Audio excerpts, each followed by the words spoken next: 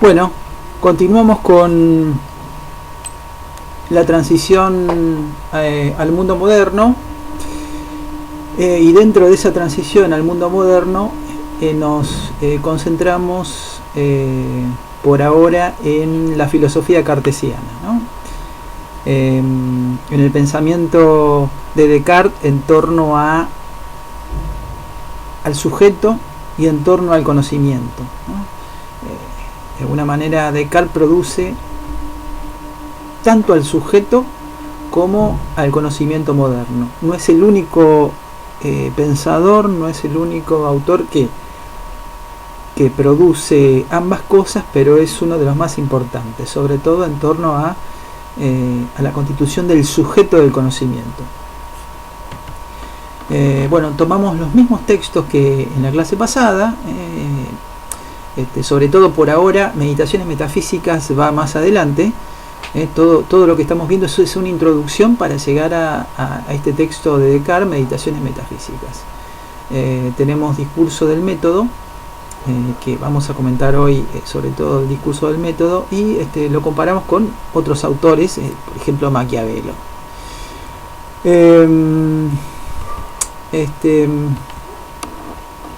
Bien,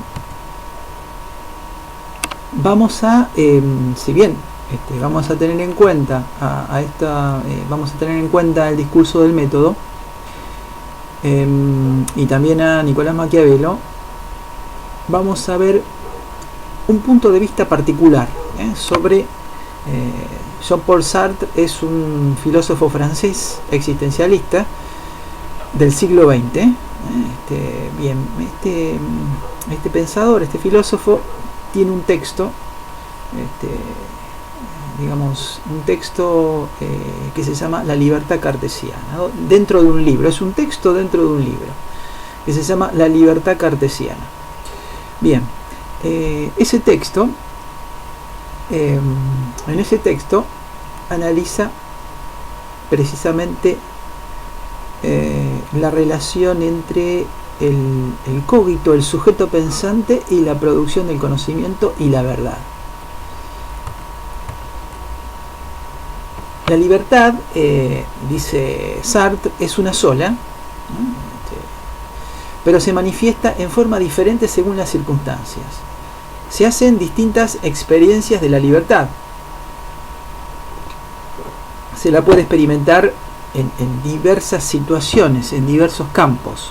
Por ejemplo, en el campo de la creación artística, en el campo de la lucha política, en el plano de la acción,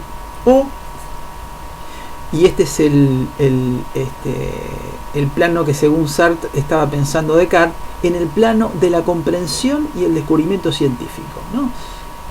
Este filósofo francés del siglo XX precisamente va a decir que Descartes concibe la libertad, ¿no?, sobre todo en el plano de la comprensión y el descubrimiento científico, ¿no? ¿Por qué acá es un tema importante la libertad? Bueno, porque precisamente en el desarrollo del mundo moderno implica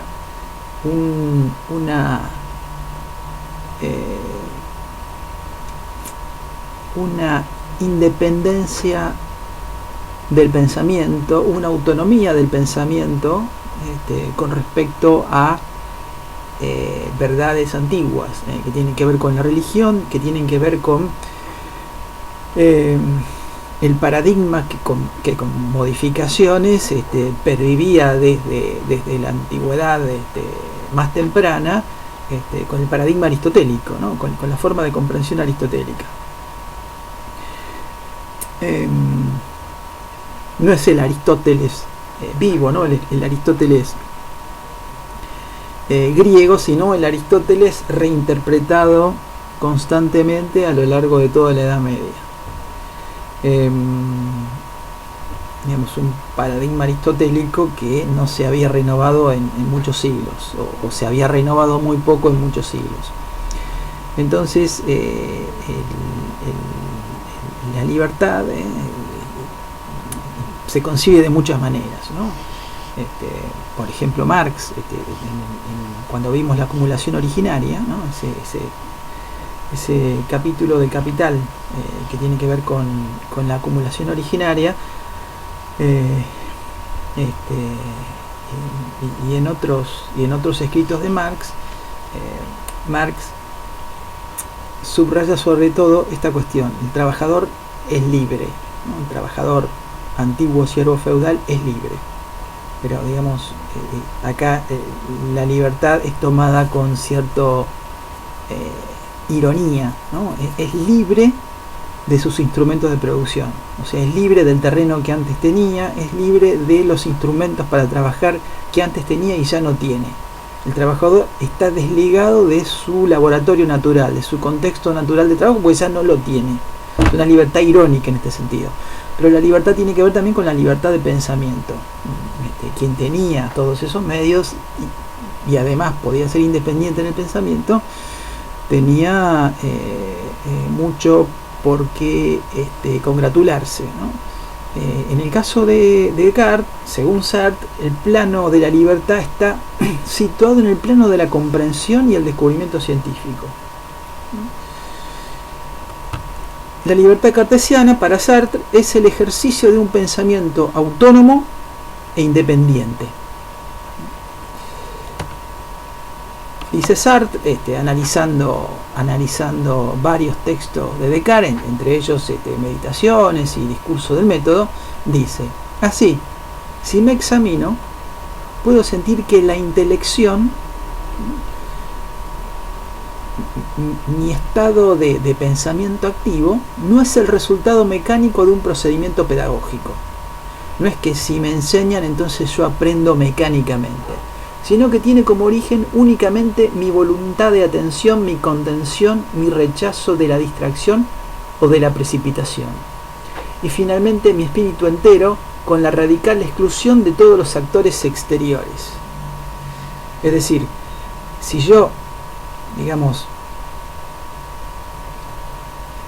en un acto de reflexividad, ¿no?, extremo, me analizo a mí mismo pensando, me analizo a mí mismo aprendiendo algo nuevo, si me examino de esa manera, puedo ver que esa actividad no es el resultado mecánico de un proceso pedagógico, sino que es, digamos, una actividad de mucha concentración, que implica un rechazo de la distracción, y implica hacer a un lado todos los actores exteriores.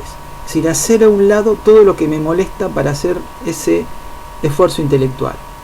Es decir, hacer a un lado todo lo que me rodea y me perturba para ese pensamiento.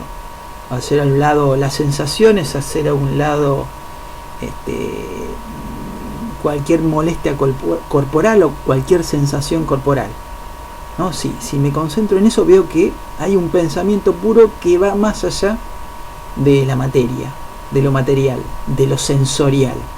Es algo extrasensorial, es una actividad mental que se repliega en sí misma para aprender, se repliega en sí misma para poder captar una verdad, para captar un objeto, para analizar algo. Y esta es la intuición primera de Descartes. Comprendió mejor que nadie que el menor paso del pensamiento compromete al pensamiento entero.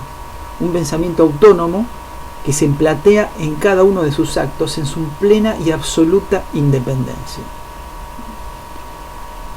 Es su pensamiento, en cada acto de pensamiento hay un sobrelevarse, un separarse de cualquier elemento que lo perturbe. Se escinde del cuerpo, por decirlo así. Se escinde de la materia. El correlato de esta autonomía del pensamiento es el orden preestablecido de categorías a las cuales hay que acceder con un método estricto. Es decir, para poder pensar es necesario que el pensamiento se repliegue sobre sí mismo, que se concentre. y eso es indefectiblemente un acto subjetivo, indefectiblemente un acto individual. El correlato de ese acto individual, el correlato de ese acto subjetivo y singular, es que del otro lado, al lado al que voy a acceder mientras pienso, es es el lado donde hay un orden preestablecido de relaciones y categorías a las cuales hay que acceder con un método estricto, que es el método que inventa Descartes. Dice Descartes en Discurso del método, en la segunda parte, donde están específicamente las reglas, 4 reglas fundamentales. Dice Descartes: no habiendo más que una verdad de cada cosa, quien quiera que la halle sabe al respecto tanto como se puede saber. Y por ejemplo, un niño instruido en aritmética, habiendo hecho una suma según sus reglas, puede estar seguro de haber hallado todo lo que el espíritu humano podría hallar en lo tocante a la suma que examinaba. Pues finalmente, el método que enseña a seguir,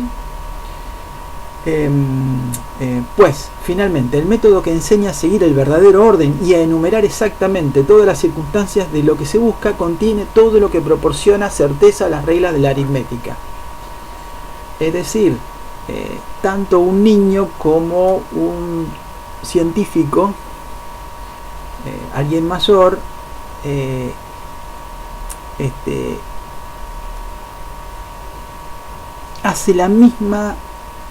realiza el mismo procedimiento aritmético y llega al mismo resultado, ¿no? Independientemente de la variabilidad de inteligencia entre un niño y Descartes, ambos mediante el mismo procedimiento aritmético llegan al mismo resultado. Siguiendo las mismas reglas, llegan al mismo resultado independientemente de la capacidad intelectual o la madurez intelectual diferente de ambos. Entonces, el método, hay un método que enseña a seguir un verdadero orden.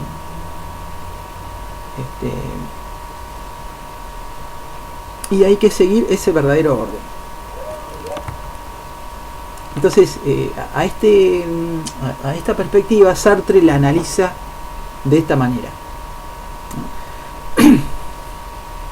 Todo está fijado: el objeto por descubrir y el método, ¿no?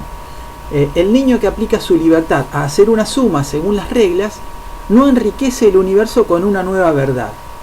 No hace más que volver a comenzar una operación que otros muchos han hecho antes que él y que nunca podrá llevar más lejos que ellos. Es decir, hay un objeto, hay un mundo de ideas innatas, un mundo de esencias, un mundo de verdades matemáticas previo a esa operación que realiza el niño o que realiza cualquier persona. Entonces el objeto por descubrir ya está fijado. El método ya está fijado. Bueno, en realidad este método lo inventa Descartes, pero lo inventa Descartes en base a los procedimientos matemáticos que han seguido, los procedimientos de los geómetras que han seguido mucho antes que Descartes, ¿no? Desde la matemática griega en adelante. Entonces, el método está descubierto. Lo que hace en todo caso Descartes es reunir procedimientos metodológicos que lo preceden. Objeto ya está descubierto, el método ya está descubierto. Entonces, si bien hay una autonomía del pensamiento, el pensamiento se repliega sobre sí mismo, es una actividad individual, subjetiva, una actividad singular, una actividad solipsista, es decir, una actividad solitaria de repliegue. Ahí está la autonomía, ahí hay una libertad, pero sin embargo el camino a transitar es el mismo para todos. Lo que se encuentra ya estaba desde mucho tiempo antes. Los caminos que hay que transitar son los mismos. Entonces ahí es una libertad de alguna manera limitada. Hacia este lado apunta Sartre. La actitud del matemático comporta pues una paradoja bastante sorprendente, y su espíritu es semejante a un hombre que, introducido por una senda muy estrecha, en que cada uno de sus pasos e incluso la posición de su cuerpo estarían rigurosamente condicionados por la naturaleza del suelo y las necesidades de la marcha, se encontraría, no obstante, penetrado por la inquebrantable convicción de realizar libremente todos esos actos. Es decir, si yo debo caminar con un corset, ¿no? Si yo debo caminar con una armadura que tiene que ver con procedimientos a seguir, y no puedo salirme de esos procedimientos. Por ejemplo, no puedo salirme de esas 4 reglas de Descartes que ahora veremos. Si no puedo salirme de eso, porque son parte de la razón natural, son parte de una actividad racional que es la única que me conduce a la verdad. Si no puedo salirme de eso, ¿dónde estaría mi libertad? Si estoy encorsetado, estoy en un esquema del que no me puedo salir, ¿por qué sería libre? Entonces, dice Sartre, en una palabra, si partimos de la intelección matemática, ¿cómo conciliaremos fijeza y necesidad de las esencias con la libertad de juicio? Si ya, digamos, la verdad es necesaria y ya está prefijada, ¿a dónde está mi libertad para acceder a ella? La libertad es simplemente ese proceso de repliegue del cogito, ese proceso de repliegue del pensamiento, y no es nada más que eso. Es la pregunta que se hace Sartre. Aquí Sartre se pregunta cómo se puede reconciliar la necesidad de la demostración matemática, orden de la necesidad. O sea, acá nos enfrentamos en una cuestión que trataremos luego cuando volvamos a Marx. Cuando analicemos específicamente a Marx, hay un orden de la necesidad. O sea, el orden de la necesidad es lo que no puede suceder de otra manera. O sea, no puede suceder, tiene que suceder de esa manera y no es posible que suceda de otra. Ese es el orden de la necesidad. Y el orden de la contingencia es lo que podría suceder de otra manera, ¿no? La libertad más bien estaría asociada al orden de la contingencia, lo que podría ser de una manera y de otra. Entonces ahí el sujeto decide, ¿no? Pero el orden de lo matemático es el orden no de la contingencia, sino de la necesidad. Por lo tanto, el sujeto se sumerge en un orden necesario, no puede salirse de él. ¿A dónde queda entonces la libertad de juicio? O la libertad del proceso intelectual, que cuajaría mejor con el orden de la contingencia, de lo que podría o no suceder. La libertad del creador ex nihilo, o sea, del que crea de la nada, Sartre se la atribuye al artista, al poeta, al pintor, al escultor, al músico, ¿no? al que crea dentro del campo artístico. Se la atribuye al actor político. Digamos, hay una libertad moderna de la época de Descartes y de siglos posteriores que tiene que ver con la libertad del artista. Ese artista que ya no está anclado al pensamiento religioso, como en la Edad Media, ¿no? Ese artista, el artista del Renacimiento, por ejemplo, no está anclado ya o no está tan anclado al esquema religioso previo. Entonces, ahí hay un tipo de libertad, la libertad del que crea de la nada. El actor político, digamos, el que funda un régimen político nuevo, una sociedad política, un régimen socioeconómico nuevo, es de alguna manera un artista que moldea la materia social. Entonces, Sartre, en su análisis de Descartes, centra su atención en otro tipo de libertad, en la autonomía intelectual que permite comprender un mundo de esencias ya existente. Digamos, centra su enfoque en ese tipo de libertad, en la libertad del pensamiento. Aquí nos encontramos nuevamente a Maquiavelo, ¿no? Que es del siglo XVI. Descartes es del siglo XVII, Maquiavelo del siglo XVI. Maquiavelo, en los discursos de la primera década de Tito Livio, y también en El Príncipe es una obra que él escribió en un mes, ¿no? Una obra muy pequeña, y los discursos lo escribió en varios años, y es una obra más amplia, de 400 páginas más o menos, la edición que tengo yo, digamos, Maquiavelo en uno de sus modelos de cambio sociopolítico, el príncipe es un creador ex nihilo, es como un artista,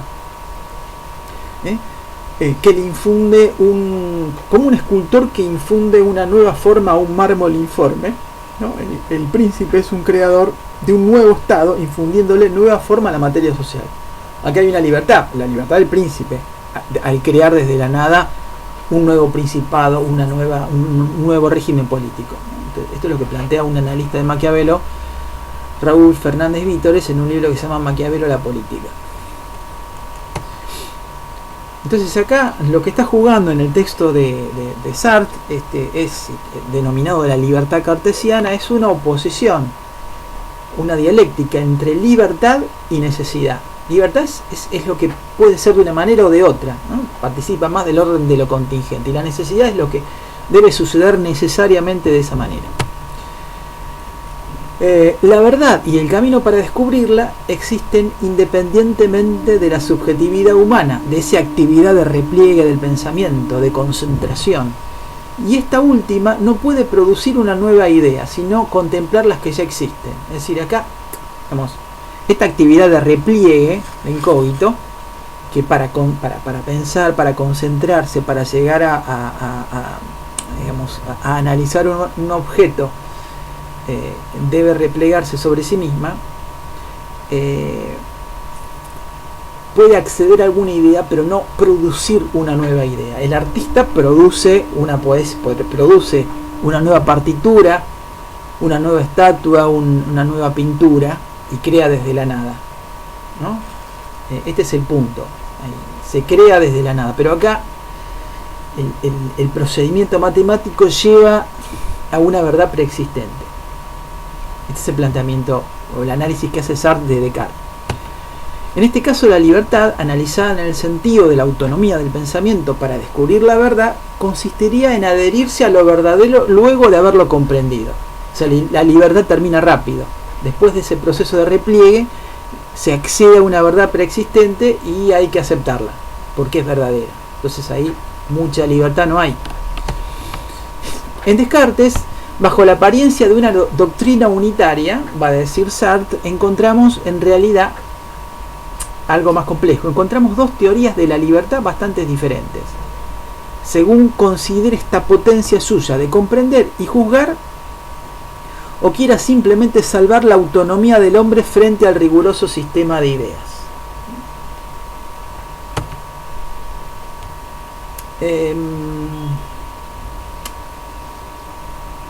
Es decir, por un lado,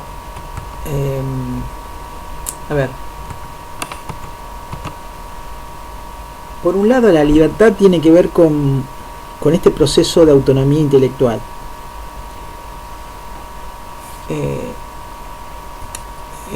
Y por otro lado, la libertad es algo más, ¿no? Es primero negación del error, y ahí está el aspecto negativo de la libertad, y después es algo más, que veremos sobre todo en la clase que viene. Pero veamos antes esta cita que realiza Sartre en Libertad Cartesiana. Es una carta que Descartes le escribe a otro científico de la época.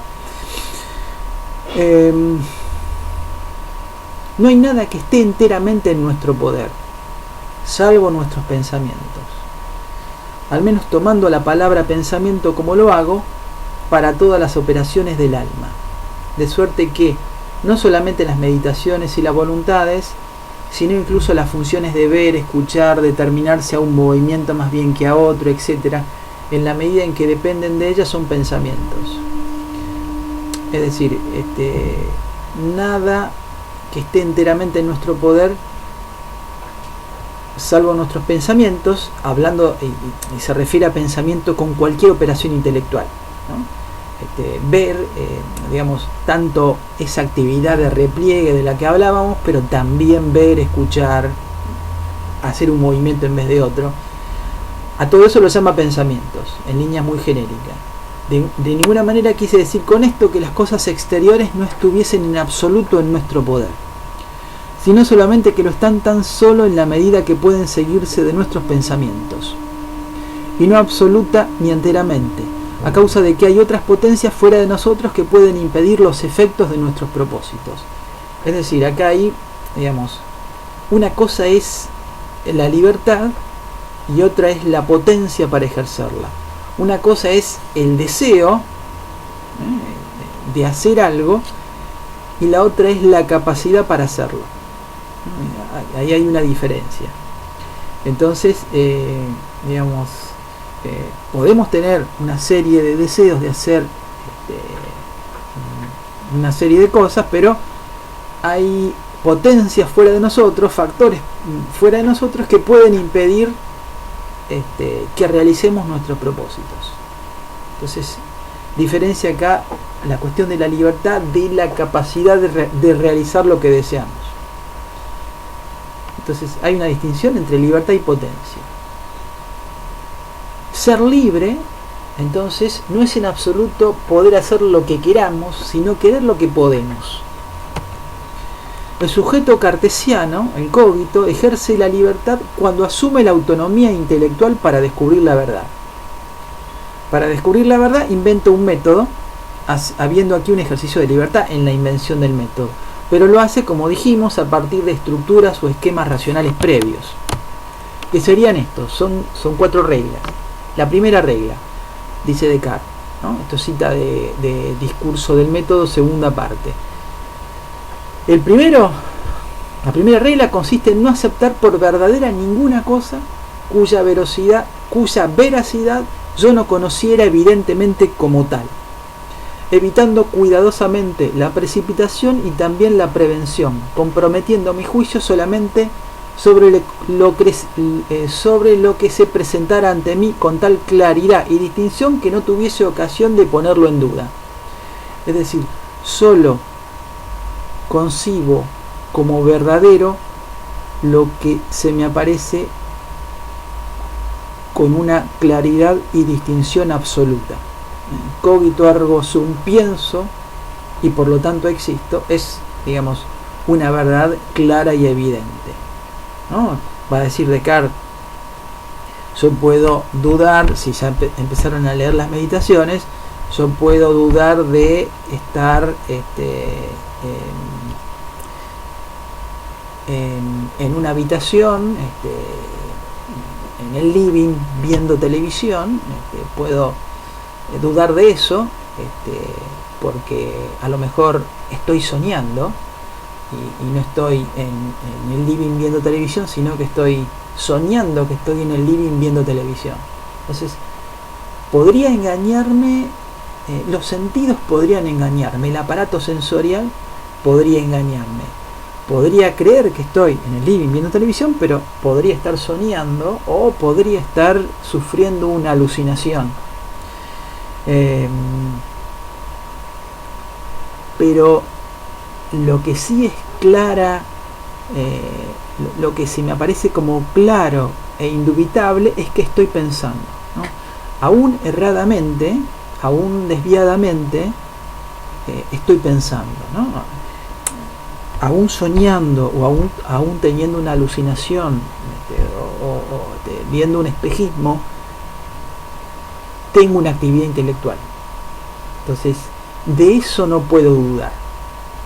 Esa es una verdad, ese es el punto de Arquímedes, la palanca de Arquímedes de Descartes, ¿no? El punto de inicio de su filosofía. La segunda regla consiste en dividir cada una de las dificultades que examinara en tantas partes como el tema lo permitiera y el examen lo necesitara para su mejor resolución. Es decir, cada problema que tengo, digamos, el objeto de análisis hay que dividirlo en tantas partes como ese objeto lo permita para su mejor resolución. Dividir un problema, ¿no? Que eso es, digamos, sería actualmente eso sería una verdad de perogrullo, ¿no? Estaría ya impreso en nuestra cultura.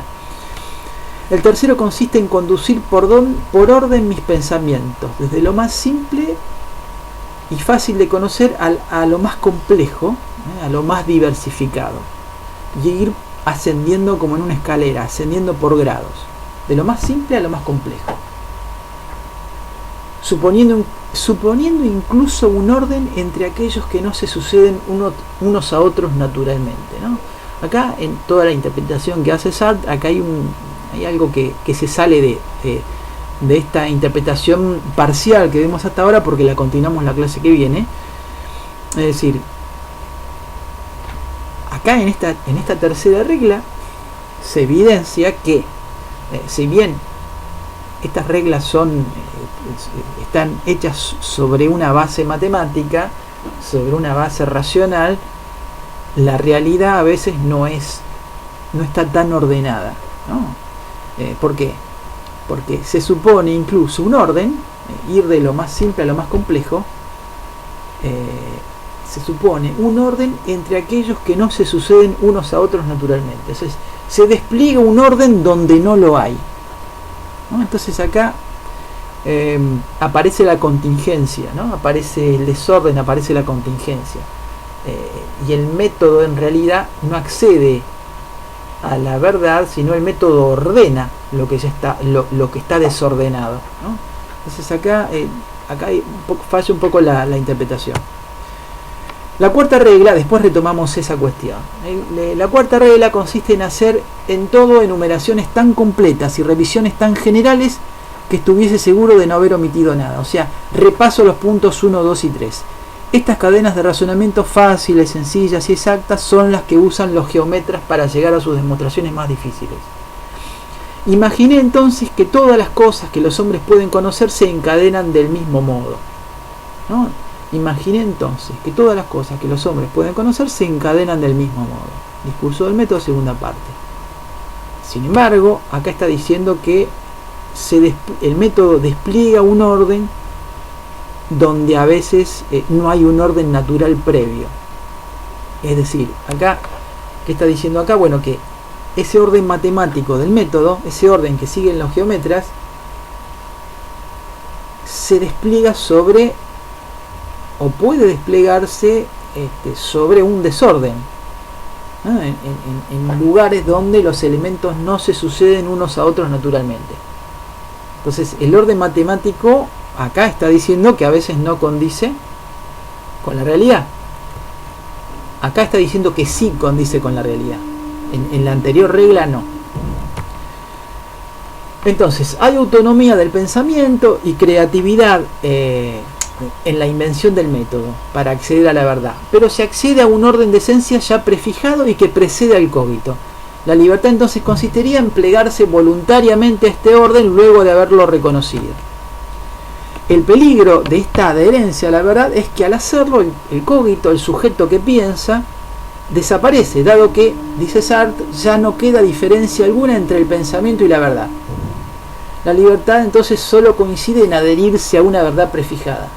El sujeto termina rápido, la actividad intelectual del sujeto termina muy rápido. Las ideas ya están, no se las produce, solo se puede contemplarlas, ¿no? Se parece un poco al sabio platónico, el sujeto cartesiano, va a decir Sartre. Quedaría la libertad negativa de negar lo falso. Esta libertad no alcanza para negar lo verdadero. El sujeto no puede, digamos, rebelarse y negar lo verdadero, dado que para Descartes el hombre es responsable ante lo verdadero. Pero puede ejercer una suerte de libertad negativa negando el error, negando lo falso. Esta lectura particular de la posición cognoscitiva de Descartes que realiza Sartre tiene un giro inesperado en las últimas páginas de su escrito, que veremos la clase que viene. Es decir, ahí vamos a ver cómo en realidad el sujeto cartesiano digamos, acá aparece el rol que tiene la religión, ¿no? Habíamos visto en la clase anterior que cuando Descartes presenta sus meditaciones a los teólogos de París, les plantea la utilidad de estas meditaciones que servían para, por medio de la razón natural, o sea, por medio de un proceso racional extra religioso, convencer a los infieles, convencer a quienes no siguen la religión católica. Convencer a quienes no siguen la religión católica. mediante un procedimiento racional. Sirve de esa manera para convencerlos de la religión y hacerlos temer. El que teme a Dios se porta mejor en la política, digamos, en las sociedades monárquicas de aquella época. Entonces tenía una utilidad política. Habíamos comparado esa utilidad política de Descartes con el instrumentum regni de Maquiavelo. Es decir, para Maquiavelo también la religión tiene un costado sociológico funcional, tiene una funcionalidad sociológica, es útil para regular el orden social. La diferencia es que en Maquiavelo apela a la creencia de las masas y acá Descartes apela a la razón para convencer a las masas, digamos, para decirlo de esa manera. Entonces, sin embargo,